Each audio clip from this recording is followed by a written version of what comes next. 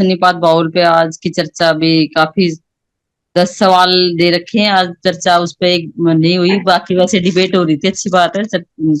लेकिन हमें यहाँ पोर्टल पे तहस में आने की कोई जरूरत नहीं है, क्योंकि पोर्टल पे कुछ हमें वो नहीं हो सकता कि जानकारी बढ़ाने के लिए, जुड़ने जुड़ने के लिए। तो सर, समण संघ क्या है?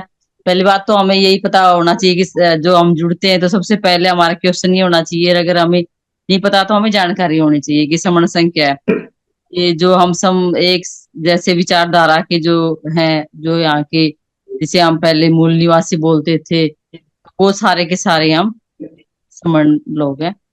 तो ये हमें एक मोटी सी लाइन है कि जो हम एक विचारधारा के लोग हैं, या पहले या बुद्ध से पहले का जो संघ था, वो सारे के सारे हम, जैसे अब श्रमण संस्कृति बोलते, वो श्रमण ना होके समण संस्कृति, तो वो लोग हैं हम समण लोग। तो समण संघ उसी मतलब चलाता है, वही वही लोग हैं जो समण संघ को चला रहे हैं, हम सब यानी कि।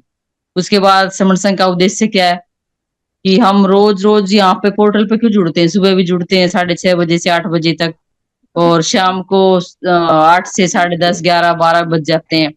तो हमारा उद्देश्य क्या है? हमारा उद्देश्य यही है कि हमारे आने वाले जो हमारे बच्चे हैं, वो या आज का जो टाइम चल रहा है, उसको हम कैसे फेस कर सकें, और हमारे बच्चों की शिक्षा, स्वास्थ्य और एजुकेशन को हम कैसे बचा सकें, और कैसे अपने जो संसाधन है उसको हम अपना जैसे डिजिटलीकरण हो रहा है उस पे हम रोक लगा सके। तो जब ये होगा, तब जब हम इकट्ठे होंगे, यानी कि हमारी सुरक्षा की गारंटी समण संघ हमें देता है। और समण संघ का मेन मोटो यही है कि अपने लोगों का हमें सुरक्षा मुहैया कराने, यानी कि जब हम झुंड में जब संघ में हो जाएंगे, तो कोई भी हम पर वार नहीं कर सकता, किसी की हिम्मत ही नहीं होती वार करने की। तो समण संघ का ये मेन उद्देश्य है। बात और सुन बोलिए। अगला है कि वामसेप का पतन क्यों हुआ। तो हमारे यहाँ पे जो बुद्धिजीवी बैठे हुए हैं, या ज्यादातर लोग पहले वामसेप में ही थे, तो उन्होंने देखा कि एक वामसेप के 10-10 वामसेप हो गए, और सबके सब मंचमाला प्रतिष्ठा और चंदा के धंधे में ही फंसे हुए। वो भी संगठनों, एक संगठन ही है वो भी एक तरह से, कि वो थोड़ा हाई लेवल का संगठन है जैसे, और बाकी जैसे छोटे छोटे होते हैं, जैसे अम्बेडकर सभा है, या कबीर साहब की वो कोई संस्था है, या रविदास साहब की, या कोई भी मतलब किसी महापुरुष के नाम पर जो हम संस्था बना लेते हैं, या वैसे भी बना लेते हैं। कई तो अपने सीनियर के, या वैसे भी बना लेता है संस्था, जाति के नाम की संस्था बना लेता है। तो ये सारे के सारे पतन का कारण हमारा कैसे है? क्योंकि जब हम अपनी तरफ से नहीं कह रहे, ये जो उन लोगों ने बताई है कि 29 लाख जो संगठन है, तो उनका बिखराव, क्योंकि 29 लाख में अगर 3 या 5 बंदे भी लगा लो तो कितनी संख्या हुई, क्योंकि जो पद प्रतिष्ठा पंचमाला में विश्वास करने वाले हैं, उन्हीं की वजह से ही यह चंदा को धंधा बनाया है, जो हमने यहाँ पे अपने जो गोल्डन रूल है उसको हम जो मानते हैं, या हम उनको अमल में लेके आ रहे हैं। तो ये सारा का सारा वामसेफ का पतन का कारण यही है। और उसके बाद राजनीतिक 29 लाख संगठन क्यों बेकार है? वो इसीलिए बेकार है क्योंकि उन्होंने हमारे लिए कोई काम नहीं किया। हम अलग अलग ज्ञापन देना, कोई भी एट्रोसिटी होती है, किसी बहन बेटी के साथ ऊंच नीच होती है, तो उनका सबका सब अपने ही राजनीतिक रोटियां सेकना, अपना चेहरा चमकाना, ये सब उनके छोटे छोटे काम, वो अपने आप को आजकल तो सोशल मीडिया पे फोटो खिंचवा के डालना, तो ये सब के सब जो काम है ये बेकार के हैं। इसीलिए सारे के सारे संगठन बेकार हो गया, क्योंकि उनको भी पता चल गया कि ये बिखरे हुए लोग हैं। हम ज्ञापन देने जाते हैं तो हम दो संगठन के ज्यादा या एक संगठन का अलग जाएगा, कोई पार्टी वाला अलग जाएगा, तो वो हमारा ज्ञापन भी नहीं लेते। ज्ञापन लेने कौन आता है? तहसीलदार, वो भी नायब तहसीलदार, या फिर डीसी का पीए। मतलब बहुत कम है, हमने सारे के सारे ये हथकंडे अपना के देख लिए, हम भी उसी के इससे रहे हैं। तो हम मतलब कि ज्ञापन देने जाते तो घंटों घंटों वेट करते रहो, नारे लगाते रहो, तो वहां पे उनको पता चल गया इनकी क्या औकात है, और ये कितने मतलब एकजुट लोग हैं। इसलिए बिखरे हुए लोगों का कोई वजूद नहीं होता। तो इसलिए ये भी बेकार, ये वाला भी हमारे लिए, जो 29 लाख संगठन है, ये भी हमारे लिए बेकार ही सिद्ध हुए। और राजनीतिक मास्टर चाबी है, चाबी नहीं है। ये हमें अब समझ आया, कब? जब हम संघ में आए और किसानों ने जो 32 संगठन थे उनका एक संगठन, एक संघ में आए 32 संगठन, और सरकार को उनकी बात माननी पड़ी। और जब हमें समझ आया कि संघ की ताकत क्या है, क्योंकि हम उस किसान आंदोलन के हम भी हिस्सा रहे हैं, मैं भी अक्सर यहाँ पे जाती रहती थी, और उनके जो विजय यात्रा थी उसमें भी हम शामिल हुए। तो हमें अब यहाँ पे समझ आया, उस टाइम भला हमें समझ नहीं आया हो कि मतलब ये कैसे हो गया कैसे नहीं हो गया, लेकिन जैसे जैसे हमने गोल्डन रूल पढ़े और गोल्डन रूल पे हमने अमल किया, तब हमें समझ आया कि हाँ ये रियलिटी में ही संघ काम करता है। तो ये भी राजनीतिक मास्टर साहब भी नहीं किया कि उनके वो नहीं थे क्या, उनके भी नेता थे, लेकिन उनकी किसी की नहीं चली। और ऐसे ही जो हमारे लोग बोलते आ रहे हैं कि सब तालों की एक ही चाबी है राजनीतिक राजनीतिक, तो क्या हमारे अब तक 131 जो एमपी बैठे हुए हैं, आज तक उन्होंने कुछ किया? हमारा संविधान खत्म हो गया और ऐसी ऐसी एट्रोसिटी होती है कि उसको बता भी नहीं सकते, बयान भी नहीं कर सकते, और वो जब पढ़ते हैं या सुनते हैं या टीवी पर देखते हैं तो अंदर से रूह कांप जाती है।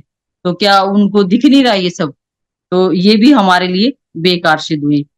और ये छठा जो है कि बुद्ध धर्म क्यों नहीं बढ़ पा रहा है, तो हम सच्चे अर्थों में हमने उनको उन चीजों को अडोप्ट ही नहीं किया।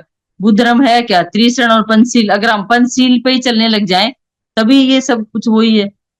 कोई हमें कोई एक्स्ट्रा कुछ करने की जरूरत ही नहीं है। चोरी नहीं करना, व्यभिचार नहीं करना, झूठ नहीं बोलना, और किसी को हत्या नहीं करना, यही तो सब है। और क्या है उसमें? तो कुछ भी कोई नई बात नहीं है। हम अगर अपने कैरेक्टर में ये सब ले आते हैं तो हम हमारा बुद्धिज्म मतलब हम खुद उसको फॉलो करेंगे तो आगे बढ़ेगा। लेकिन इसका जो आवरण चढ़ा दिया गया है आज का, जो उन चीजों को ढक के जो दूसरी चीज बना दी गई है, यानी कि जिसको हम बात ये पोर्टल पर नहीं बोलना चाहते, कि जो आज का जो राम मंदिर बनाना, ये सब चीजों को मतलब एक लाइन को बड़ी करने के लिए उससे भी बड़ी लाइन खींच दी गई है हमारे बराबर। तो इसलिए यहाँ पे ये बुद्धिज्म खत्म हो गए भारत में। और जबकि बाहर जाते हैं बुद्धिज्म क्यों नहीं बढ़ पा रहा, इसी यही कारण है।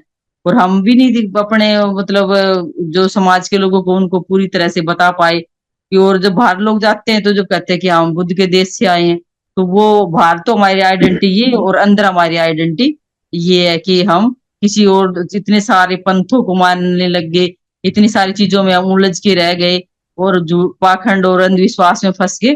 तो ये बुद्धिज्म एक साइंटिफिक बातें करता है और साइंस की, क्योंकि तथागत नाम है सिद्धार्थ गौतम का, जो बाद में तथागत या गौतम पड़ा, क्योंकि वो तथ्यों पर आधारित। तो ये सारी की सारी चीज साइंस पे बेस्ड है। तो हम जब देखते हैं तो ये सारी हमें बिल्कुल क्लियर क्लियर नजर आती है। तो इसलिए भी ना बढ़ने का ये भी कारण है। और सन्निपात बाहुल एक संजीवनी कैसे, संजीवनी कैसे है? तो हम जब इकट्ठे होंगे तो अपने आप ही हमारे लिए संजीवनी हो जाएगी।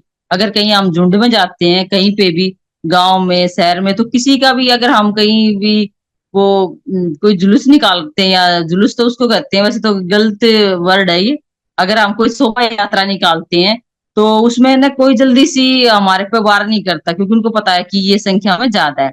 तो ये सन्निपात माहौल भी ऐसे ही, अगर हम कहीं इकट्ठा होते हैं, हमारी कोई पंचायत होती है कोई बड़े लेवल पे, तो वहां पे जैसे 2 अप्रैल 2018 को तो किसी ने हमें नहीं रोका। हमने खूब उत्पात भी किया, वैसे कहने नहीं चाहिए ऐसी बातें।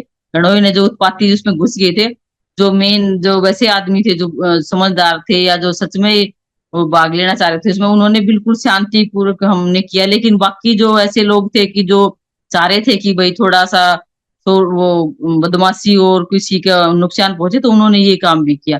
तो मेरे कहने का मतलब है, जब भी कोई बड़ी हमारी कोई ऐसे होती है यात्रा होती है, कोई अच्छा काम होता है, तो उसमें किसी की हिम्मत नहीं होती कि भाई वो हम पे हमला कर दे, या हम जहाँ हमारी बैठक होती है तो वहां पे नहीं करता हमला कोई भी, क्योंकि उनको पता है कि ये यूनिटी में है। तो ऐसे ही हमारे पास ये जो इतने सारी जो हम बातें कर रहे हैं आज, ये कि जो ये सारी की सारी हमारे जो हमने थोड़ी बहुत जो जानकारी हासिल की है, वो सारे के सारे जो हम जो 10 गोल्डन रूल है उसी के बेस्ड पे उसी की बातें हमें समझ आई है कि ये तो इतनी अच्छी चीजें हैं कि जो आज तक हमसे छुटी हुई थी, या कहीं हमने इतना बाज बाज के काम किया कि उस संगठन में उस पार्टी में, ये सारी की सारी बेकार गई। लेकिन अब लगता है कि बेकार नहीं गई, उससे हमने कुछ सीखा है, और उससे सीख के हम यहाँ पे कुछ मतलब और भी समाज में कुछ बता पा रहे हैं अपने आस पास के लोगों को या अपने रिश्तेदारों को या जो भी होता है, तो हो सकता है ये हमारा जो पहले का सीखा हुआ है 10 गोल्डन रूल इसलिए हमें अच्छे से समझ आ गया। तो मेरे को बस आज यही कहना था, अगर मुझसे कुछ गलत हुआ है तो मैं संग से माफी चाहती हूँ, संग मुझे माफ करिए, माफ करिए, माफ करिए।